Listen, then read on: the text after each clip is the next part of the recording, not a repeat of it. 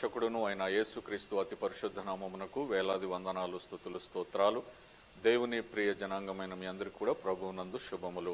Beracah blessings, Beracah ఆశీర్వాదములు అనే అనుదిన క్లుప్త వాక్య ధ్యానములకు మిమ్మల్ని ప్రేమపూర్వకంగా ఆహ్వానిస్తున్నాను. ఈరోజు లేఖన భాగము నిర్గమకాండము 14వ అధ్యాయము 17-18 వచనాలు. ఇదిగో నేనే ఐగుప్తీయుల హృదయములను కఠినపరచుదును, వారు వీరిని తరుముదురు. నేను ఫరో వలనను అతని సమస్త సేవనల వలన, అతని రథముల వలనను, అతని గుర్రపు రౌతుల వలనను నాకు మహిమ తెచ్చుకొందును. నేను ఫరో వలనను అతని రథముల వలనను అతని గుర్రపు రౌతుల వలనను మహిమ తెచ్చుకొనున్నప్పుడు నేను యెహోవానని ఐగుప్తీయులు తెలుసుకొందురు అనేను. దేవుని ప్రియ జనాంగమా, ఇక్కడ మనం గమనించినట్లయితే సందర్భం మనకందరికీ తెలుసు. ఐగుప్తులో నుండి ఇశ్రాయేలులందరూ కూడా బయటికి వచ్చిన తర్వాత ఎర్ర సముద్రము ఎదురవుతుంది. ముందల ఎర్ర సముద్రము, వెనుకన మరి ఐగుప్తు సైన్యము, ఐగుప్తు రథాలు, ఫరో వీళ్ళందరూ కూడా ఉంటారు. వీరు ఇశ్రాయేలు మధ్యలో ఇరుకుపోయి ఎటు తోచని పరిస్థితుల్లో ఉంటున్నప్పుడు దేవుడి అధ్యాయంలో 14వ అధ్యాయంలో మరి భయపడకుడి, యెహోవా నేడు మీకు కలుగజే రక్షణను మీరు ఊరక నిలిచి ఉండి చూడుడి అని చెప్పి మరి దేవుని మాటలు జ్ఞాపకం చేసుకుంటారు.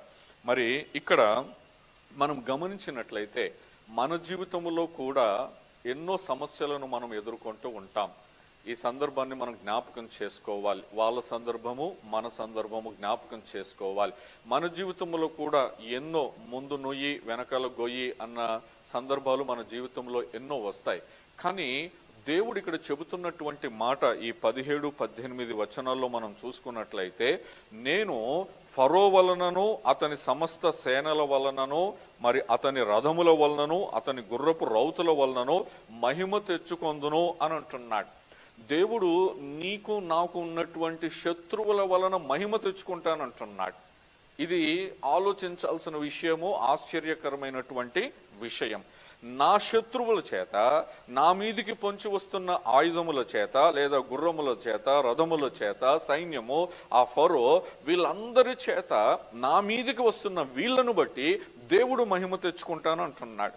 అంత మాత్రమే కాదు, వీళ్ళను బట్టి దేవుడు మహిమ తెచ్చుకొని ఆయన యెహోవానని దేవుడు మరి ఐగుప్తీయులు తెలుసుకునేలాగా చేస్తాను అని అంటున్నాడు. అంటే ఇక్కడ అర్థం చేసుకోవాల్సిన విషయము, నా మీదకి వస్తున్నటువంటి శత్రు సమూహము కానీ, నా మీదకి వస్తున్నటువంటి శత్రువులు కానీ ఆయుధముల ద్వారా దేవుడు మహిమ తెచ్చుకుంటాడంట.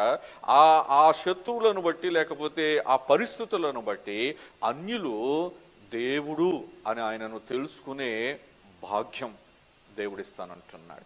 కాబట్టి నాకొచ్చే శ్రమ, నాకొచ్చే ఇరుకు, నాకొచ్చే యుద్ధం వలన నేను ఏం తెలుసుకోవాలి? ఇప్పుడు దేవుడు మహిమ తెచ్చుకుంటాడని, నా ఎదుటి వాళ్ళు దేవుణ్ణి తెలుసుకుంటారని చెప్పి మన జీవితంలో శ్రమలను ఎప్పుడైతే అనుమతిస్తామో అప్పుడు దేవునికి మహిమ వస్తుంది.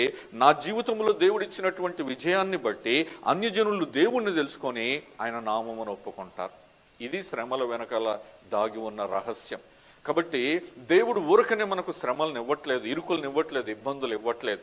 దీని వెనకాల ఒక రహస్యం ఉంది, ఆయన చిత్తం ఉన్నది. ఏమిటి అంటే, నా శత్రువులు ద్వారా దేవుడు మహిమ పొందుకుంటాడు. ఆ మహిమ పొందుకున్న తర్వాత దేవుడు నాకు ఇస్తున్న విజయాన్ని బట్టి వాళ్ళు మన దేవుడు నిజమైన దేవుడు అని తెలుసుకుంటారు. కాబట్టి శ్రమలు నాకు మేలాయను అని భక్తుడు అంటున్నాడు.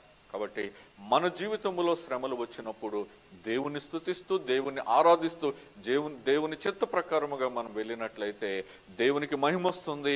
అన్యజనులు లేదా శత్రువులు దేవుని గొప్పతనాన్ని తెలుసుకుంటారు, దేవుని మహిమను తెలుసుకుంటారు, ఆయనను మహిమపరుస్తారు.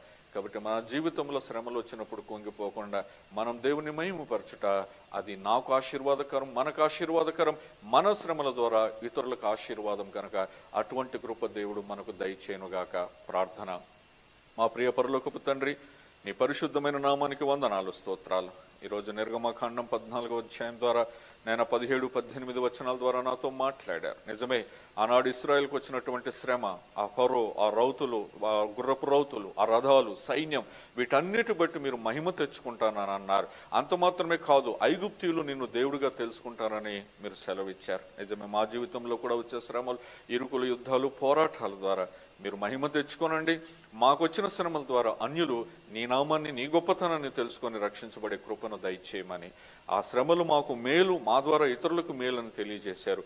ఆ కృప మాకు దయచేయమని మా ప్రభువును మా రక్షకుడైన యేసు నామములో స్తుతించి ప్రార్థిస్తున్నాము తండ్రి. ఆమేన్. Praise the lord.